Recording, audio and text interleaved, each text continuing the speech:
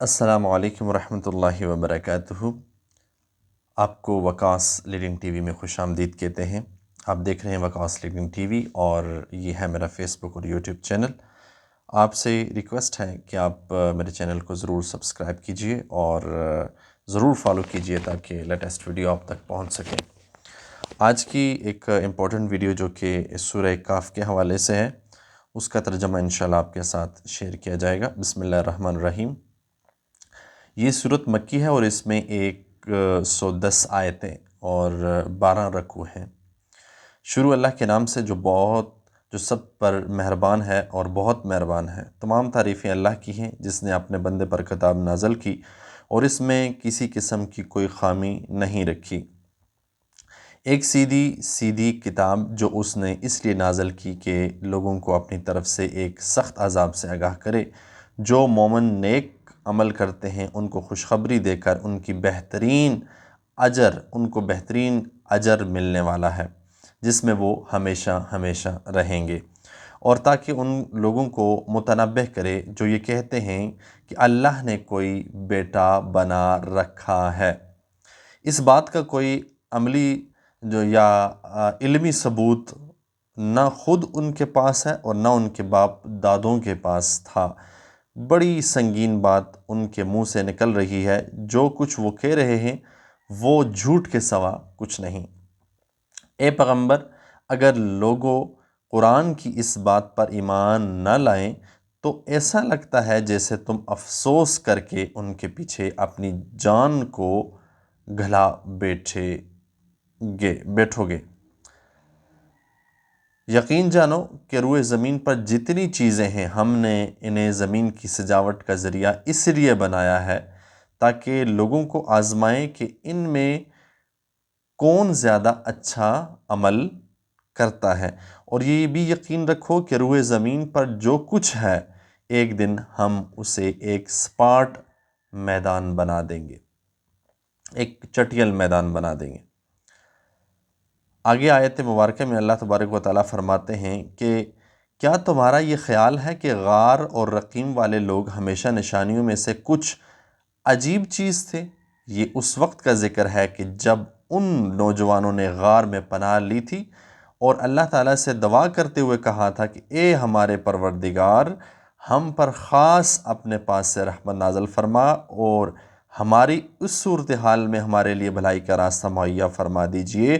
چنانچہ ہم نے ان کے کانوں کو تھپکی دے کر کئی سال تک ان کو غار میں سلائے رکھا، پھر ہم نے ان کو جگایا تاکہ یہ دیکھیں کہ ان کے دو گروہوں میں سے کون سا گروہ اپنے سوئے رہنے کی مدت کا زیادہ شمار کرتا ہے۔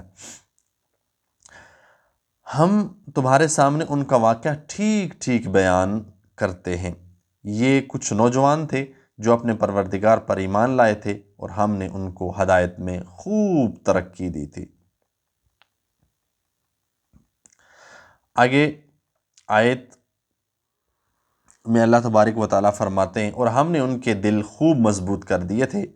یہ اس وقت کا ذکر ہے کہ جب وہ اٹھے اور انہوں نے کہا اے ہمارے پروردگار وہ ہے جو تمام آسمانوں اور زمین کا مالک ہے، ہم اس کے سوا کسی کو معبود بنا کر ہرگز نہیں پکاریں گے۔ اگر ہم ایسا کریں گے تو ہم یقیناً انتہائی لغو بات کہیں گے۔ آیت نمبر 14 میں اللہ تبارک و تعالیٰ فرماتے ہیں یہ ہماری قوم کے لوگ ہیں جنہوں نے اس پروردگار کو چھوڑ کر دوسرے معبود بنا رکھے ہیں۔ اگر ان کا عقیدہ صحیح ہے تو وہ اپنے معبود کے ثبوت میں کوئی واضح دلیل کیوں پیش نہیں کرتے؟ بھلا اس شخص سے زیادہ ظالم کون ہوگا جو اللہ پر جھوٹ باندھے؟ جب تم نے ان لوگوں سے بھی علیحدگی اختیار کر لی اور ان سے بھی جن کی یہ اللہ کو چھوڑ کر عبادت کرتے ہیں، تو چلو اب تم اپنے غار میں پناہ لے لو۔ تمہارا پروردگار تمہارے لیے اپنا دامن رحمت پھیلا دے گا اور تمہارے کام میں آسانی کے اسباب مہیا فرمائے گا۔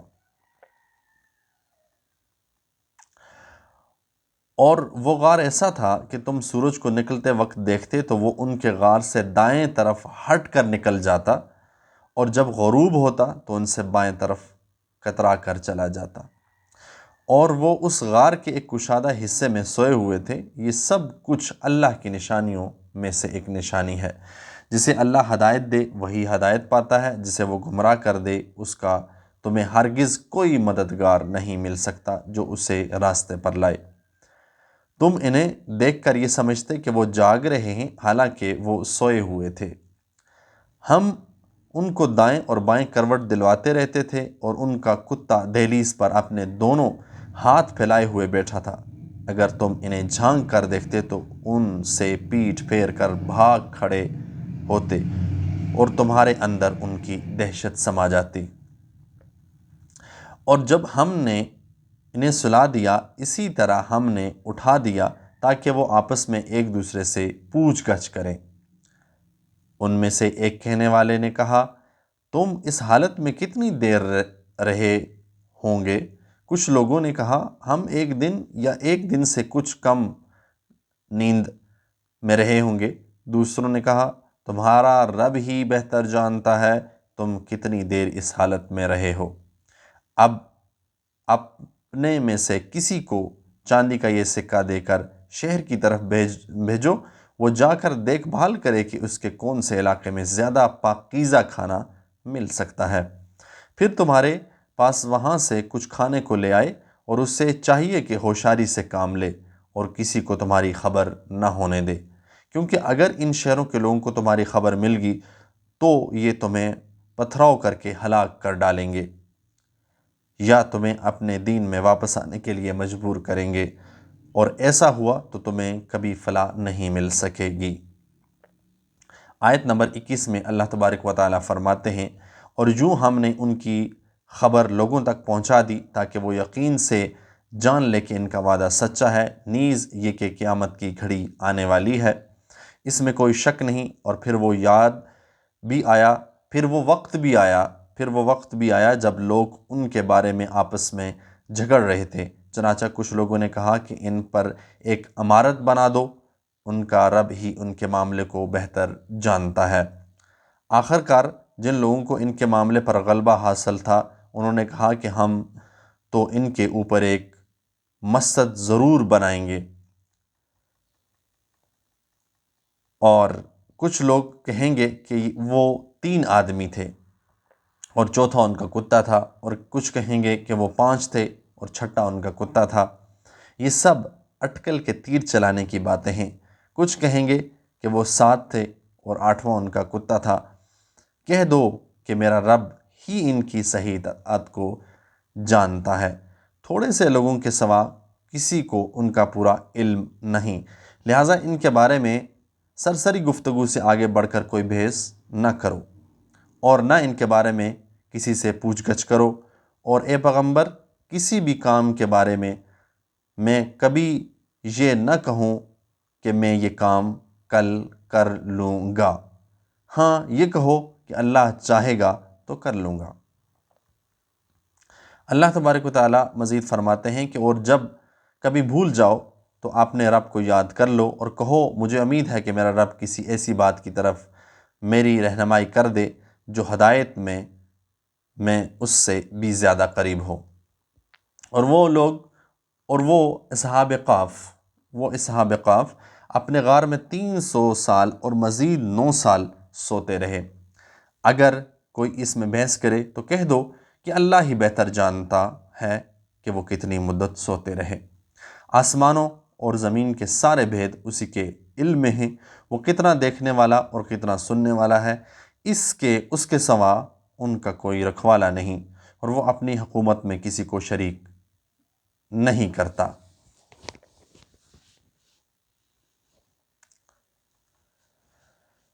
اللہ تبارک و تعالیٰ مزید فرماتے ہیں کہ اور اے پیغمبر تم پر تمہارے پروردگار کی طرف سے وحی کے ذریعے جو کتاب بھیجی گئی ہے اسے پڑھ کر سنا دو، کوئی نہیں ہے جو اس کی باتوں کو بدل سکے، اور اسے چھوڑ کر تمہیں ہرگز کوئی پناہ کی جگہ نہیں مل سکتی، اور اپنے آپ کو استقامت سے ان لوگوں کے ساتھ رکھو جو صبح و شام اپنے رب کے لیے پکارتے ہیں کہ وہ اس کی خوشنودی کے طلبگار ہیں، اور تمہاری آنکھیں دنیاوی زندگی کی خوبصورتی کی تلاش میں ایسے لوگوں سے ہٹنے نہ پائیں، اور کسی ایسے شخص کا کہنا نہ مانو جس کے دل کو ہم نے اپنی یاد سے غافل کر رکھا ہے، اور جو اپنی خواہشات کے پیچھے پڑا ہوا ہے، اور جس کا معاملہ حد سے گزر چکا ہے۔ اور کہہ دو کہ حق تو تمہارے رب کی طرف سے آ چکا ہے، اور جو چاہے ایمان لے آئے اور جو چاہے کفر اختیار کرے۔ ہم نے بے شک ایسے ظالموں کے لیے آگ تیار کر رکھی ہے جس کی قناتیں ان کو گھیرے میں لے لیں گی، اور اگر وہ فریاد کریں گے تو ان کی فریاد کا جواب ایسے پانی سے دیا جائے گا جو تیل کی تلچھٹ جیسا ہوگا اور چہروں کو بھون کے رکھ دے گا۔ کیسا بدترین پانی اور کیسی بری آرام گاہ! البتہ جو لوگ ایمان لائے اور انہوں نے نیک عمل کیے تو یقیناً ہم ایسے لوگوں کے اجر کو ضائع نہیں کرتے جو اچھے طرح عمل کریں۔ آیت نمبر 30 میں اللہ تبارک و تعالیٰ فرماتے ہیں کہ یہ وہ لوگ ہیں جن کے لیے ہمیشہ رہنے والے باغات ہیں، اور ان کے نیچے سے نہریں بہتی ہوں گی، ان کو وہاں سونے کے کنگنوں سے مزین کیا جائے گا۔ وہ اونچی مسندوں پر تکیہ لگائے ہوئے باریک اور ریشم کے سبز کپڑے پہنے ہوں گے۔ کتنا بہترین اجر اور کیسی حسین آرام گاہ! اور اے پیغمبر، ان لوگوں کے سامنے ان 2 آدمیوں کی مثال پیش کرو جن میں سے ایک کو ہم نے انگوروں کے 2 باغ دے رکھے تھے، ان کو کھجوروں کے درختوں سے گھیرا ہوا تھا، اور ان دونوں باغوں کے درمیان کھیتی لگائی ہوئی تھی۔ دونوں باغ پورا پھل دیتے تھے، اور وہ کوئی باغ پھل دینے میں کوئی کمی نہیں چھوڑتا تھا۔ ان دونوں کے درمیان ہم نے ایک نہر جاری کر دی تھی، اور اس شخص کو خوب دولت حاصل ہوئی تو وہ اپنے ساتھی سے باتیں کرتے ہوئے کہنے لگے کہ میرا مال بھی تم سے زیادہ ہے اور میرا جتھا بھی تم سے زیادہ مضبوط ہے، اور وہ اپنی جان پر ستم ڈھاتا ہوا اپنے باغ میں داخل ہوا، کہنے لگا میں نہیں سمجھتا کہ یہ باغ کبھی بھی تباہ ہوگا، اور میرا خیال یہ ہے کہ یہ قیامت کبھی نہیں آئے گی، اور اگر کبھی مجھے اپنے رب کے پاس واپس بھیجا بھی گیا تب بھی مجھے یقین ہے کہ مجھے اس سے بھی اچھی جگہ ملے گی۔ اس کے ساتھی نے اس سے باتیں کرتے ہوئے کہا، کیا تم اس ذات کے ساتھ کفر کا معاملہ کر رہے ہو جس نے تمہیں مٹی سے اور پھر نطفے سے پیدا کیا، پھر تمہیں ایک بھلا چنگا انسان بنا دیا؟ جہاں تک میرا تعلق ہے میں تو یہ عقیدہ رکھتا ہوں کہ اللہ میرا پروردگار ہے، اور میں اپنے پروردگار کے ساتھ کسی کو شریک نہیں مانتا۔ اور جب تم اپنے باغ میں داخل ہو رہے تھے اس وقت تم نے یہ کیوں نہیں کہا کہ ماشاء اللہ لا قوت الا باللہ، جو اللہ چاہتا ہے وہی ہوتا ہے، اللہ کی توفیق کے بغیر کسی میں کوئی طاقت نہیں ہے۔ اگر تمہیں یہ نظر آ رہا ہے کہ میری دولت اور اولاد تم سے کم ہے تو میرے رب سے کچھ بعید نہیں ہے، وہ مجھے تمہارے باغ سے بہتر چیز عطا فرما دے، اور تمہارے اس باغ پر کوئی آسمانی آفت بھیج دے جس سے وہ چکنے میدان میں تبدیل ہو کر رہ جائے، یا اس کا پانی زمین میں اتر جائے پھر تم اسے تلاش بھی نہ کر سکو، اور پھر یہ ہوا کہ اس کی ساری دولت عذاب کے گھیرے میں آ گئی، اور صبح ہوئی تو اس حالت میں کہ اس نے باغ پر جو کچھ خرچ کیا تھا وہ اس پر ہاتھ ملتا رہ گیا، مطلب ضائع ہو گیا، جبکہ اس کا باغ اپنی ٹڈیوں پر گرا پڑا تھا، اور وہ کہہ رہا تھا کاش میں اپنے رب کے ساتھ کسی کو شریک نہ مانا ہوتا، اور اسے کچھ کوئی ایسا جتھا میسر نہ آیا جو اللہ کو چھوڑ کر اس کی مدد کرتا، اور نہ وہ خود اس قابل تھا کہ اپنا دفاع کرتا۔ یہ پچھلی آیت مبارکہ میں اللہ تعالیٰ فرماتا ہے، یہ دوبارہ سن لیں کہ اور صبح ہوئی اس حالت میں کہ اس نے باغ پر جو کچھ خرچ کیا تھا وہ اس پر ہاتھ ملتا رہ گیا، جب کہ اس کا باغ اپنی ٹٹیوں پر گرا پڑا تھا، اور وہ کہہ رہا تھا کہ کاش میں اپنے رب کے ساتھ کسی کو شریک نہ مانتا۔ اس کا کچھ اس طرح کی تفسیر ہے کہ جس طرح یہ سبزہ ناپائیدار ہے کہ شروع میں اس کی خوب بہار نظر آتی ہے، لیکن آخرکار وہ چورا چورا ہو کر ہوا میں بکھر جاتا ہے۔ اسی طرح دنیاوی زندگی بھی شروع میں بڑی خوبصورت اور بارونق معلوم ہوتی ہے، لیکن انجام کار وہ فنا ہو جانے والی ہے۔ اچھا، دنیا کے مال و اسباب سے امید لگا کر بیٹھو تو ایک درخت اور وہ دھوکہ دے جاتے ہیں، لیکن نیک اعمال جو اللہ تعالیٰ کی خوشنودی کے لیے کیے جائیں ان سے ثواب کی جو امید وابستہ کی جاتی ہے وہ پوری ہوتی ہے۔ مزید اللہ تبارک و تعالیٰ فرماتے ہیں کہ اور اسے کوئی ایسا جتھا میسر نہ آیا جو اللہ کو چھوڑ کر اس کی مدد کرتا، اور نہ خود اس قابل تھا کہ اپنا دفاع کر سکے۔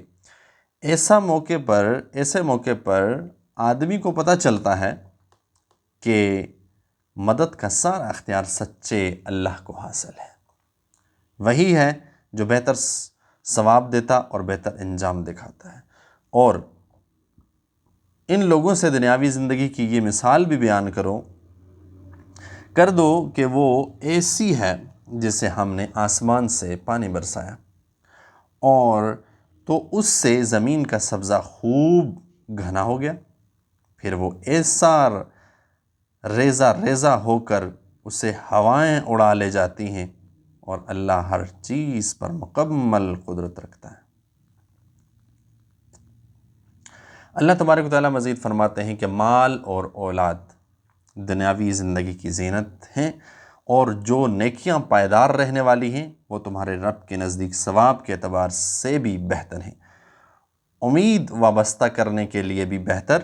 اور اس دن کا دھیان رکھو جس دن ہم پہاڑوں کو چلائیں گے اور تم زمین کو دیکھو گے کہ وہ کھلی پڑی ہے، اور ہم ان سب کو گھیر کر اکٹھا کر دیں گے، اور ان میں سے کسی ایک کو بھی نہیں چھوڑیں گے، اور سب کو تمہارے رب کے سامنے صف باندھ کر پیش کیا جائے گا۔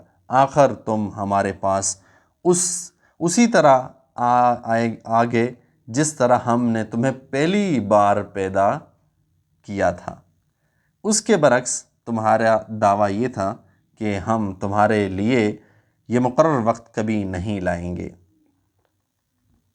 اللہ تبارک و تعالیٰ مزید فرماتے ہیں کہ اور اعمال کی کتاب سامنے رکھ دی جائے گی، چنانچہ تم مجرموں کو دیکھو گے کہ وہ اس کے مدرجات سے خوف زدہ ہیں، اور کہہ رہے ہیں کہ ہائے ہماری بربادی، یہ کیسی کتاب ہے جس نے ہمارے کوئی چھوٹا بڑا عمل ایسا نہیں چھوڑا جس کا پورا احاطہ نہ کر لیا ہو، اور وہ اپنا سارا کیا دھرا اپنے سامنے موجود پائیں گے، اور تمہارا پروردگار کسی پر کوئی ظلم نہیں کرے گا۔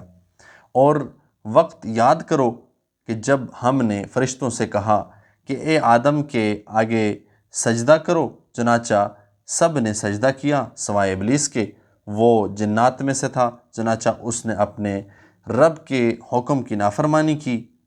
پھر بھی تم میرے بجائے اسے اور اس کی ذریت کو اپنے رکھوالا بناتے ہو، حالانکہ وہ سب تمہارے دشمن ہیں۔ اللہ تعالیٰ کا کتنا بڑا متبادل ہے جو ظالموں کو ملا ہے۔ میں نے نہ آسمانوں اور زمینوں کی تخلیق کے وقت ان کو حاضر کیا تھا، نہ خود ان کو پیدا کرتے وقت۔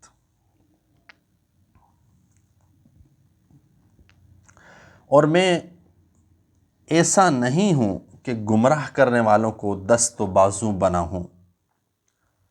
آیت نمبر 51 میں اللہ تبارک تعالیٰ فرماتے ہیں، اور اس دن کا دھیان کرو جب اللہ ان مشرکوں سے کہے گا کہ ذرا پکارو ان کو جنہیں تم نے میری خدائی میں شریک سمجھ رکھا تھا۔ چنانچہ وہ پکاریں گے لیکن وہ ان کو کوئی جواب نہیں دیں گے، اور ہم ان کے درمیان ایک مہلک آڑ حائل کر دیں گے، اور مجرم لوگ آگ کو دیکھیں گے تو سمجھ جائیں گے کہ انہیں اسی میں گرنا ہے اور اس سے بچ کر نکلنے کا کوئی راستہ نہیں پائیں گے۔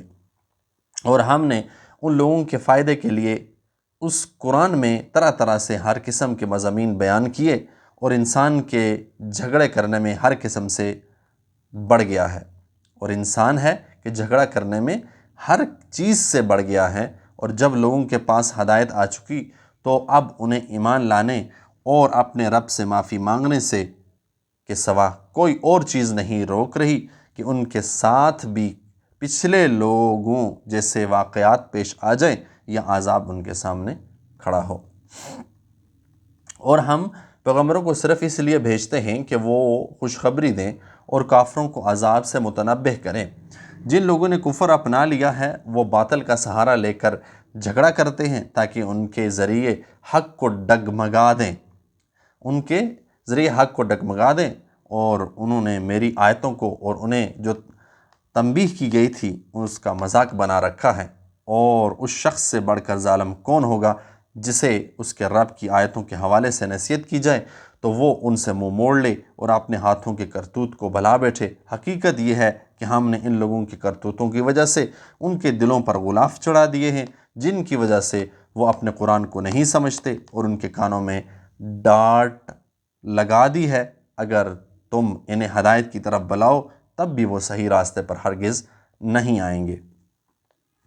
اور تمہارا پروردگار بہت بخشنے والا، بڑا رحمت والا، جو کمائی انہوں نے کی ہے اگر وہ اس کی وجہ سے انہیں پکڑنے پر آتا تو ان کو جلد ہی عذاب دے دیتا، لیکن ان کے لیے ایک وقت مقرر ہے جس سے بچنے کے لیے انہیں کوئی پناہ گاہ نہیں ملے گی۔ یہ ساری بستی تمہارے سامنے جب انہوں نے ظلم کی روش اپنائی تو ہم نے ان کو ہلاک کر ڈالا، اور ان کی ہلاکت کے لیے بھی ہم نے ایک وقت مقرر کیا ہوا تھا۔ اور اس وقت کا ذکر سنو جب موسیٰ نے اپنے نوجوان شاگرد سے کہا تھا، میں اس وقت تک اپنا سفر جاری رکھوں گا جب تک وہ 2 سمندروں کے سنگم پر نہ پہنچ جاؤں، ورنہ برسوں چلتا رہوں گا۔ چنانچہ جب وہ ان کے سنگم پر پہنچا تو دونوں اپنی مچھلیوں کو بھول گیا، اور اس نے سمندر میں ایک سرنگ کی طرح کا راستہ بنا لیا۔ پھر جب دونوں آگے نکل گئے تو موسیٰ نے اپنے نوجوان سے کہا، ہمارا ناشتہ لاؤ۔ سچی بات یہ ہے کہ ہمیں اس سفر میں بڑی تھکاوٹ لاحق ہو گئی ہے۔ اس نے کہا، بھلا بتائیے، عجیب قصہ ہوگا، جب ہم اس چٹان پہ ٹھہرے تھے تو میں مچھلی بھول گیا، اور شیطان کے سوا کوئی نہیں ہے جس نے مجھ سے اس کا تذکرہ کرنا بھلایا ہو، اور اس نے تو بڑے عجیب طریقے پر دریا میں اپنی راہ لے لی تھی۔ موسیٰ نے کہا، اسی بات کی تو ہمیں تلاش تھی۔ چنانچہ دونوں اپنے قدموں کے نشان دیکھتے ہوئے واپس لوٹے، تب انہیں ہمارے بندوں میں سے ایک بندہ ملا جس کو ہم نے خصوصی رحمت سے نوازا تھا، خاص اپنی طرف سے ایک علم سکھایا تھا۔ موسیٰ نے ان سے کہا، کیا میں آپ کے ساتھ اس غرض سے رہ سکتا ہوں کہ آپ کو بھلائی کا جو علم عطا ہے اس کا کچھ حصہ مجھے سکھا دیں۔ انہوں نے کہا، مجھے یقین ہے کہ آپ میرے ساتھ رہنے پر صبر نہیں کر سکیں گے۔ یہ حضرت خضر علیہ السلام، حضرت موسیٰ علیہ السلام کا جو واقعہ ہے، اور جن باتوں کو آپ پوری واقفیت نہیں ہے ان پر آپ صبر کر بھی کیسے سکتے ہیں؟ موسیٰ علیہ السلام نے کہا، انشاءاللہ آپ مجھے صابر پائیں گے، اور میں آپ کے کسی حکم کی خلاف ورزی نہیں کروں گا۔ انہوں نے کہا، اچھا، اگر آپ میرے ساتھ چلتے ہیں تو جب تک میں خود ہی آپ سے کسی بات کا تذکرہ شروع نہ کروں، آپ مجھ سے کسی بھی چیز کے بارے میں سوال نہ کریں۔ چنانچہ دونوں روانہ ہو گئے، یہاں تک کہ جب دونوں ایک کشتی میں سوار ہوئے تو ان صاحب نے کشتی میں چھید کر دیں، سوراخ کر دیا۔ موسیٰ علیہ السلام بولے، ارے کیا آپ نے اس میں چھید کر دیا تاکہ ساری کشتی والوں کو ڈبو ڈالے؟ یہ تو آپ نے بڑا خوفناک کام کیا۔ انہوں نے کہا، کیا میں نے کہا نہیں تھا کہ آپ میرے ساتھ رہ کر صبر نہیں کر سکیں گے؟ موسیٰ علیہ السلام نے کہا، مجھ سے جو بھول ہو گئی اس پر میری گرفت نہ کیجیے اور میرے کام کو زیادہ مشکل نہ بنائیے۔ وہ دونوں پھر روانہ ہو گئے، یہاں تک کہ ان کی ملاقات ایک لڑکے سے ہوئی، ان صاحب نے اسے قتل کر ڈالا۔ موسیٰ علیہ السلام بول اٹھے، ارے کیا آپ نے ایک پاکیزہ جان کو ہلاک کر دیا؟ چنانچہ اس نے کسی کی جان نہیں لی تھی جس کا بدلہ اس سے لیا جائے، یہ تو آپ نے بہت برا کام کیا ہے۔ انہوں نے کہا، کیا میں نے آپ سے نہیں کہا تھا کہ آپ میرے ساتھ رہنے پر صبر نہیں کر سکیں گے؟ موسیٰ علیہ السلام بولے، اگر اب میں آپ کے ساتھ سے کچھ بات پوچھوں تو آپ مجھے اپنے ساتھ نہ رکھیے، یقیناً آپ میری طرف سے عذر کی حد کو پہنچ گئے ہیں۔ چنانچہ وہ دونوں پھر روانہ ہو گئے اور یہاں تک کہ جب ایک بستی والوں کے پاس پہنچے تو ان کے باشندوں سے کھانا مانگا تو انہوں لوگوں نے ان کی مہمانی کرنے سے انکار کر دیا۔ پھر انہیں وہاں ایک دیوار مل گئی جو گرائی چاہتی تھی، ان صاحب نے اسے کھڑا کر دیا۔ موسیٰ علیہ السلام نے کہا، اگر آپ چاہتے ہیں تو اس کام پر کچھ اجرت لیتے۔ انہوں نے کہا، لیجئے، میرے اور آپ کے درمیان جدائی کا وقت آ گیا۔ اب میں آپ کو ان باتوں کا مقصد بتا دیتا ہوں جس پر آپ سے صبر نہیں ہو سکا۔ جہاں تک کشتی کا تعلق ہے، وہ کچھ غریب آدمیوں کی تھی جو دریا میں مزدوری کرتے تھے۔ میں نے چاہا کہ اس میں کچھ عیب پیدا کر دوں، کیونکہ ان کے آگے ایک بادشاہ تھا جو ہر اچھی کشتی کو زبردستی چھین کر رکھ لیا کرتا تھا، اور لڑکے کا معاملہ یہ تھا کہ اس کے ماں باپ مومن تھے اور ہمیں اس بات کا اندیشہ تھا کہ یہ لڑکا ان دونوں کو سرکشی اور کفر میں نہ پھنسا دے۔ چنانچہ ہم نے یہ چاہا کہ ان کے پروردگار انہیں اس لڑکے کے بدلے ایسی اولاد دے جو پاکیزگی میں بھی اس سے بہتر ہو۔ جو لڑکا حضرت خضر علیہ السلام نے قتل کیا تھا، یہ اس کی بات ہو رہی ہے، اور حسن سلوک میں بھی اس سے بڑی ہوئی ہوں۔ رہی یہ دیوار تو وہ اس شہر میں رہنے والے 2 یتیم لڑکوں کی تھی، اور اس کے نیچے ایک خزانہ گھڑا ہوا تھا، اور دونوں کا باپ ایک نیک آدمی تھا۔ اس لیے آپ کے پروردگار نے یہ چاہا کہ یہ دونوں لڑکے اپنی جوانی کی عمر کو پہنچیں اور اپنے خزانہ نکال لیں۔ یہ سب کچھ آپ کے رب کی رحمت کی بنا پر ہوا، اور میں نے کوئی کام اپنی رائے سے نہیں کیا۔ یہ تھا مقصد ان باتوں کا جس پر آپ صبر نہیں ہو سکے، آپ سے صبر نہیں ہو سکا۔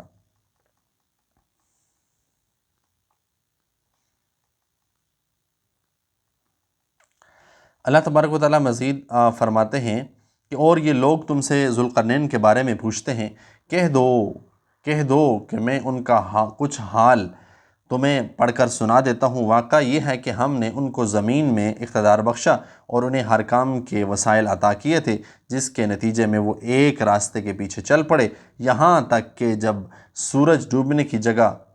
وہ سورج کے ڈوبنے کی جگہ پہنچے تو انہیں دکھائی دیا کہ وہ ایک دلدل جیسی سیاہ چشمے میں ڈوب رہا ہے، اور وہاں انہیں ایک قوم ملی۔ ہم نے ان سے کہا کہ اے ذوالقرنین، تمہارے پاس 2 راستے ہیں، یا تو ان لوگوں کو سزا دو یا پھر ان کے معاملے میں اچھا رویہ اختیار کرو۔ انہوں نے کہا ان میں سے جو کوئی ظلم کا راستہ اختیار کرے گا تو اسے ہم سزا دیں گے، پھر اسے اپنے رب کے پاس پہنچا دیا جائے گا اور وہ اسے سخت عذاب دے گا۔ البتہ جو کوئی ایمان لائے گا اور نیک عمل کرے گا تو وہ بدلے کے طور پہ اسے اچھے انجام کا مستحق ہوگا۔ اور ہم بھی ان کو اپنا حکم دیں، وقت آسانی کی بات کہیں گے اور اس کے بعد وہ ایک اور رستے کے پیچھے چل پڑے، یہاں تک کہ جب سورج کے طلوع ہونے کی جگہ پہنچے تو انہوں نے دیکھا کہ وہ ایک ایسی قوم پر طلوع ہو رہا ہے جسے ہم نے اس کی دھوپ سے بچنے کے لیے کوئی اوٹ مہیا نہیں کی تھی۔ واقعہ